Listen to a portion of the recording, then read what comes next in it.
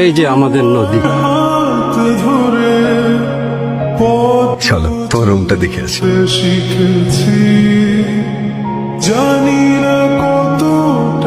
নদী, তুমি একা শোয়েছ, বুঝতে দাওনি কিছু। আজ আমি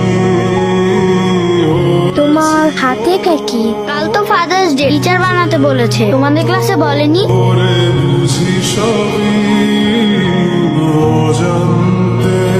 বাবাকে দেখিনি, কিন্তু তোমাকে দেখে জেনেছি বাবা কি। তুমি ক্ষমা করো বাবা, বল।